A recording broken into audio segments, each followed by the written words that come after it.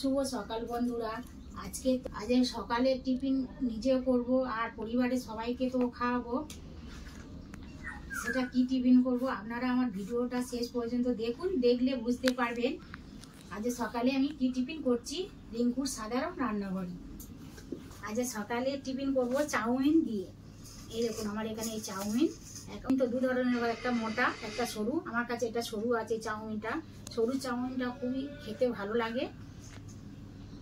এই চাউমিন তো আজ আমি গরম জল দিয়ে সিদ্ধ করব না, কিভাবে করছি দেখুন। কিন্তু যে চাউমিনটা করব আমার হাতের কাছে কোনো রকমের সবজি নেই, একেবারে ঘরোয়াভাবে চাউমিন বানাবো শুধুমাত্র আলু আর ডিম দিয়ে। এই দেখুন এই আলু আর ডিম, টমেটোও দেবো একটা, আবার কাঁচা লঙ্কাও নেই, ঝাল লঙ্কার গুঁড়ো দিয়েও চাউমিন করবো। এটা আমি এখন ঝটপট ভিজিয়ে দেবো। এই 1 ঘটি জল,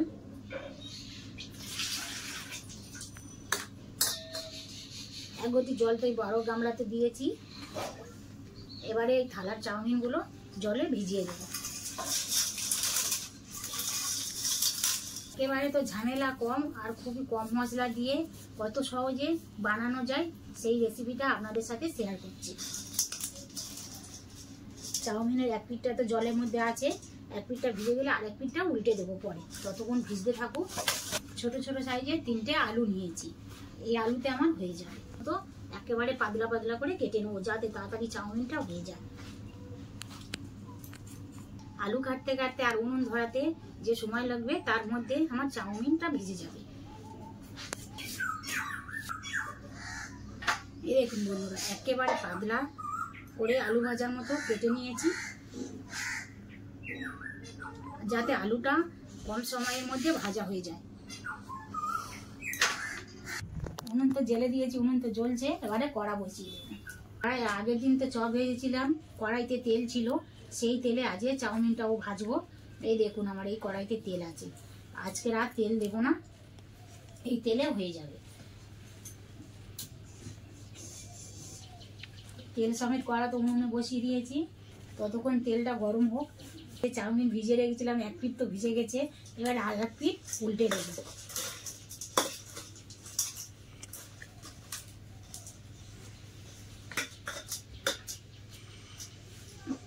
আর একটু জল দেবো, জল কমে গিয়েছে, জল একটু বেশি করে দিলে তো চাউমিনটা ভেজানো খুবই ভালো হয়। এক পিঠ তো আর নরম হয়ে গেছে, আর এক পিঠ উল্টে দিয়েছি, ততক্ষণ ভিজতে থাকুক। এই দেখুন এই তো আলু কেটে ধুয়ে জল ঝরিয়ে রেখেছি, তেল এদিকে তখন গরম হয়ে গেছে, তেলের মধ্যে দেবো। অন্যান্য কাজকর্ম থাকতে থাকতে টিফিন বানানোর সময় অনেকটা চলে গিয়েছে, সেই জন্য ভাবলাম ঝটপট আগে টিফিনে কী বানানো যায়, তাই এই চাউমিন বানাচ্ছি। পান্ডার মতো তেল আছে, মাপজোপ করে তো দিইনি, এই তেলে আমার সব হয়ে যাবে। তেল গরম হয়ে গেছে, এবার তেলের মধ্যে এই কেটে ধুয়ে রাখা আলু দেবো।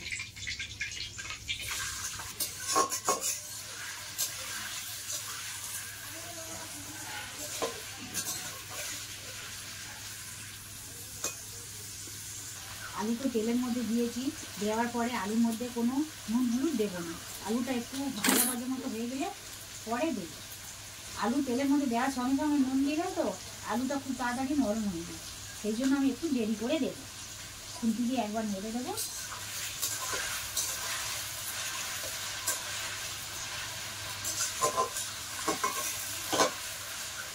এই দেখুন আলু তো প্রায় আমার ভাজা ভাজা হয়ে এসছে, এই সময় আমি নুন হলুদ দেবো।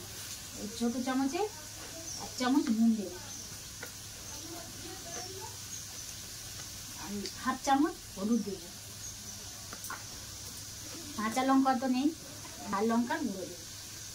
দিয়ে ভালো করে খুন্তি দিয়ে নেড়ে নেব।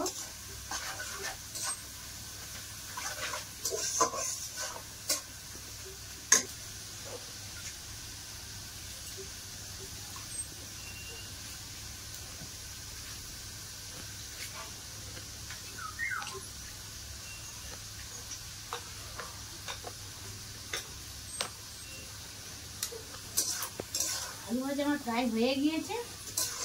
এই 4টে ডিম আছে, ডিম এবারে ভেঙে তেলের মধ্যে দেবো। ছাড় করে ডিম আর ভেজে তুলে নেব না, একে তো দেরি হয়ে গেছে, আর ভেঙে ভেজে তোলা অনেকটা সময় লাগে। একেবারে যাতে কম সময়ের মধ্যে হয় সেই জন্য আমি আর ডিম ভেঙে তুলব না, একবারে আলুর মধ্যে দিয়ে দেবো। আর এর মধ্যে তো নুন ঝাল দিয়েছি, হলুদ দিয়েছি, আর কোনো নুন দিতে হবে না ডিম ভাজার সময়।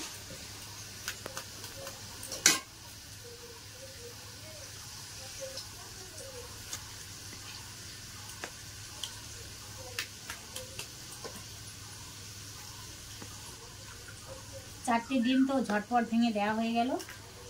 এবারে ডিমগুলো আলুর সঙ্গে খুন্তি দিয়ে এইভাবে নেড়ে দেবেন, এতে ডিমগুলো তাড়াতাড়ি ঝুড়ো হয়ে যায়। করলে হালকা হলুদ দিন, আমার বাড়িতে তো সাদা হলে খেতে চায় না, বকাবকি করে, ওই জন্য হালকা হলুদ দিলে চাউমিনটা তো সাদা, আর হালকা হলুদ করলে কালারটা খুবই সুন্দর হয়।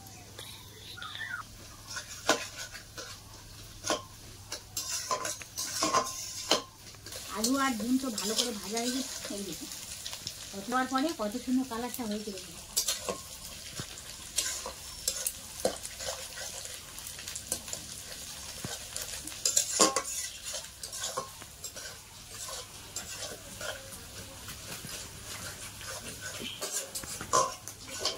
ডিম তো ভাজা হয়ে গিয়েছে।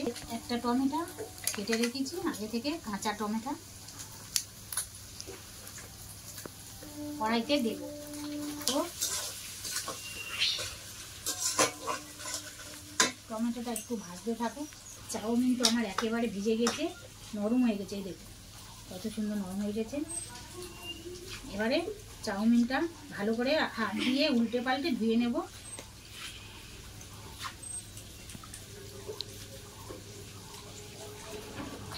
এবারে জল ঝরিয়ে নেব। আপনাদের হাতে যদি সময় আরও বেশি থাকে আরও আগে থেকে ভিজিয়ে রাখবেন, তারপরে চাউমিন ভিজে গেলে জল ঝরিয়ে রেখে দেবেন, আরও তো খুবই ভালো হবে। আমার হাতে তো একেবারে সময় কম। এই দেখুন এই জল ঝরিয়ে এইভাবে একটু রেখে দেবো।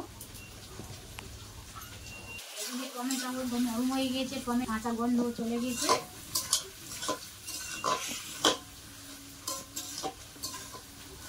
একেবারে তো সাধারণ, কোনো মশলা দেবো না। জল ঝরিয়ে রাখা চাউমিন কড়াইয়ের মধ্যে দেবো।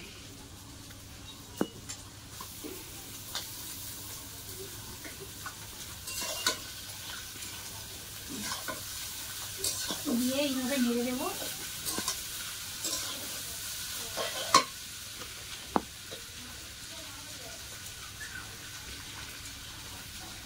চাউমিন করতে গিয়ে যা যা লেগেছে আমি তো কোনো কিছু মাপজোপ করে নিইনি, আমার যতটা প্রয়োজন আন্দাজ মতো নিয়েছি। চাউমিন দেওয়ার পরে খুন্তি দিয়ে এইভাবে নেড়ে দেবো। এই সময় উনুনের আঁচ তো আমার একেবারে কম আছে, এই সময় জোরে উনানে জাল দিলে চাউমিনটা পুড়ে যায়। হালকা আছে চাউমিন ভাজতে খুবই সুবিধা হবে।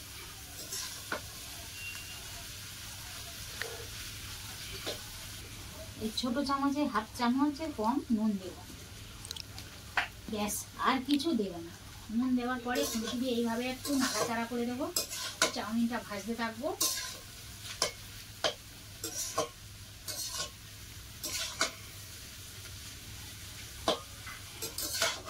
নাড়তে থাকবো।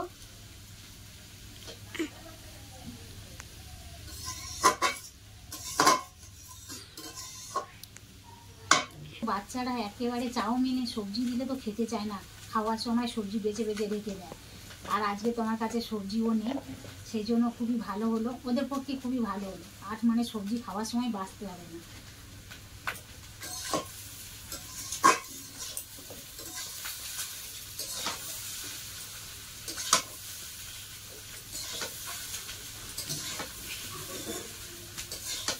চাউমিনটা তো একেবারে সাদা, হালকা হলুদ দেওয়ার পরে চাউমিনের কালারটা দেখুন কত সুন্দর হয়েছে, দেখতেও ভালো হয়েছে। এই দেখুন বন্ধুরা, চাউমিন তো আমার একেবারে চাউমিন তো ভালো করে ভাজা হয়ে গেছে, একদম কাঁচা নেই। ঘরে যেহেতু বানাচ্ছি ভালো করে ভেজে নেব। আর এরকম ভাজতে ভাজতে একটা চাউমিন গালে দেবো। নুন ঠিক আছে কিনা দেখে নেব। নুন একেবারে ঠিক আছে। যদি নুন কম হয় এই সময় একটু নুন দিলে, তারপরে নাড়াচাড়া করে দিলে তো চাউমিন নুন হয়ে যায়। নুন টুন একেবারে ঠিক আছে। এই দেখুন কত সুন্দর ভাজা হয়েছে দেখুন।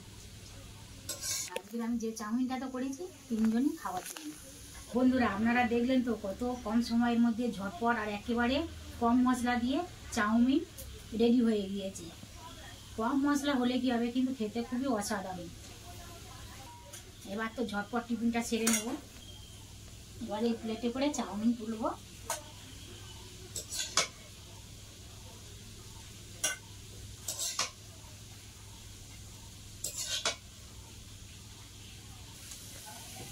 চাউমিনে তো হালকা কাঁচা পেঁয়াজ দিয়ে খেলে খুবই খেতে ভালো লাগে। অল্প কাঁচা পেঁয়াজ দেব, কেটে রাখা শসা দেব।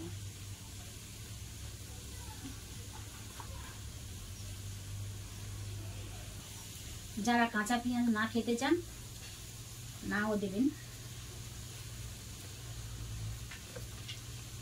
এবারে টমেটো সস দিব।